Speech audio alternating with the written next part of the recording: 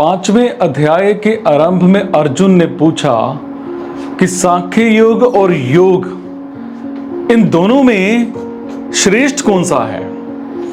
तो भगवान ने अर्जुन के प्रश्न के अनुसार वहां पर कर्म योग को श्रेष्ठ बताया, परंतु अर्जुन के लिए कौन सा योग श्रेष्ठ है ये बात नहीं बताई।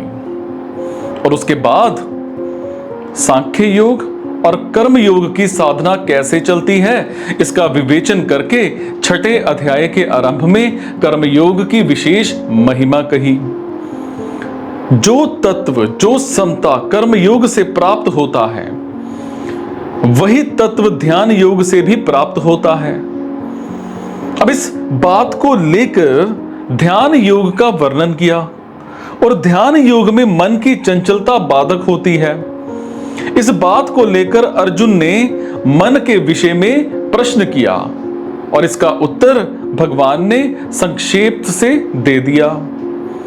फिर अर्जुन ने पूछा कि योग का साधन करने वाला अगर अंत समय में योग से विचलित मना हो जाए तो उसकी क्या दशा होती है। अब इसके उत्तर में भगवान ने योग भ्रष्ट की गति का वर्णन किया और 46वें श्लोक में योगी की विशेष महिमा कहकर अर्जुन को योगी बनने के लिए स्पष्ट रूप से आज्ञा दी। परंतु मेरी मान्यता में कौन सा योग श्रेष्ठ है ये बात भगवान ने यहां तक स्पष्ट रूप से नहीं कही। अब यहां अंतिम श्लोक में भगवान अपनी मान्यता की बात अपनी ही तरफ से अर्जुन के पूछे बिना ही क्या कहते हैं कि मैं तो भक्ति योगी को श्रेष्ठ मानता हूं, परंतु ऐसा स्पष्ट रूप से कहने पर भी अर्जुन भगवान की बात को पकड़ नहीं पाए।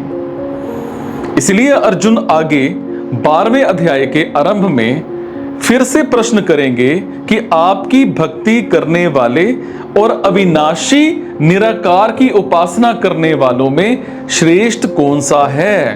तो उत्तर में भगवान अपने भक्त को ही श्रेष्ठ बताएंगे जैसा कि उन्होंने कहा था।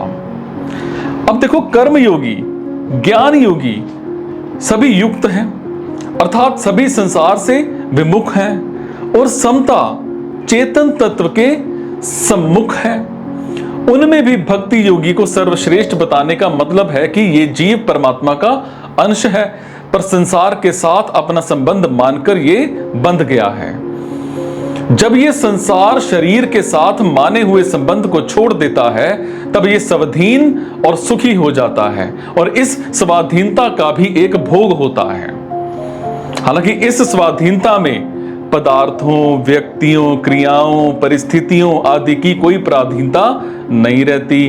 फिर भी इस स्वाधीनता को लेकर जो सुख होता है, अर्थात मेरे में दुख नहीं है, संताप नहीं है, लेश मात्र भी कोई इच्छा नहीं है, ये जो सुख का भोग होता है ये स्वाधीनता में भी परिच्छिन्नता मतलब पराधीनता है और इसमें संसार के साथ सूक्ष्म संबंध बना हुआ है। इसीलिए इसको ब्रह्मभूत अवस्था कहा गया है। समझ पा रहे हैं? जब तक सुख के अनुभव में स्वतंत्रता मालूम देती है तब तक सूक्ष्म अहंकार रहता है, परंतु इसी स्थिति में ब्रह्मभूत अवस्था में स्थित रहने से वो अहंकार भी मिट जाता है। कारण कि प्रकृति और उसके काम के साथ संबंध ना रखने से प्रकृति का अंश अहम अपने आप शांत हो जाता है। मतलब है कि कर्मयोगी, ज्ञान योगी भी अंत में समय पाकर अहंकार से रहित हो जाते हैं, परंतु भक्ति योगी तो आरंभ से ही भगवान का हो जाता है, सो उसका अहंकार आरंभ में ही समाप्त हो जाता है। अब ऐसी बात गीता में भी देखने में आती है कि जहां सिद्ध कर्म योगी, ज्ञान योगी और भक्ति योगी के लक्षणों का वर्णन हुआ है वहां कर्म योगी और ज्ञान योगी के लक्षणों में तो करुणा और कोमलता देखने में नहीं आती, पर भक्तों के लक्षणों में देखने में आती है। इसीलिए सिद्ध भक्तों के लक्षणों में तो मतलब ये तो आए हैं, पर सिद्ध कर्म योगी और ज्ञान योगी के लक्षणों में ऐसे पद नहीं आए। मतलब है कि भक्त पहले से ही छोटा होकर के चलता है, सो उसमें नम्रता, कोमलता, भगवान के विधान में प्रसन्नता, ये सब विलक्षण बातें साधनावस्था में ही आ जाती हैं और सिद्ध अवस्था में ये बातें, विशेषताएं, ये सब आ जाती हैं। इसलिए भक्त में सूक्ष्म अहंकार भी नहीं रहता और इन्हीं कारणों से भगवान ने भक्त को सर्वश्रेष्ठ कहा है।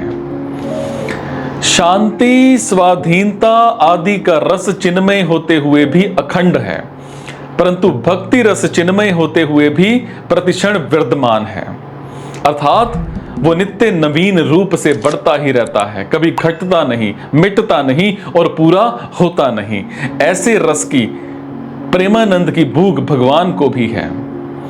भगवान की इस भूख की पूर्ति भक्त ही करता है, इसलिए भगवान भक्त को सर्वश्रेष्ठ मानते हैं। अब इसमें एक बात और समझने की है कि कर्मयोगी और ज्ञान योग, कर्मयोग और ज्ञान योग, इन दोनों में तो साधक की अपनी निष्ठा होती है, पर भक्त की अपनी कोई स्वतंत्रता निष्ठा नहीं होती।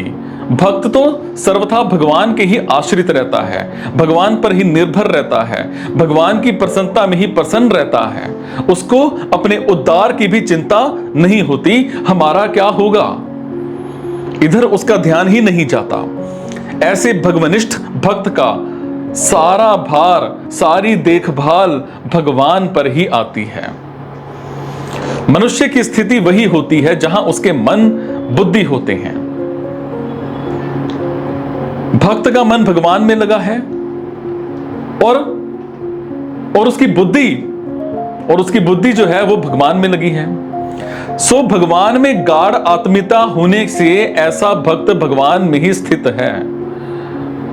कर्मयोगी, ज्ञान योगी, ध्यान योगी, हठ योगी, लय योगी, राजयोगी, जितने भी योगी हो सकते हैं, उन सब योगियों में भगवान का भक्त सबसे ऊपर है। उसने अपने भक्त के विषय में ऐसी बात भगवान ने और जगह भी कही है, जैसे परमात्म प्राप्ति के सभी साधनों में भक्ति मुख्य है, और इतना ही नहीं, सभी साधनों का अंत भक्ति में ही होता है। कर्मयोग, ज्ञान योग आदि तो साधन है, पर भक्ति साध्य है। भक्ति इतनी व्यापक है कि वो हरेक साधन के आदि में भी है और अंत में भी है। भक्ति हरेक साधन के आरंभ में परमार्थिक आकर्षण के रूप में रहती है, क्योंकि परमात्मा में आकर्षण हुए बिना कोई मनुष्य साधन में लग ही नहीं सकता, और साधन के अंत में भक्ति प्रतिक्षण वर्तमान प्रेम के रूप में रहती है। इसीलिए ब्रह्म सूत्र में अन्य सब धर्मों की अपेक्षा भगवती विषयक धर्म को श्रेष्ठ बताया गया है।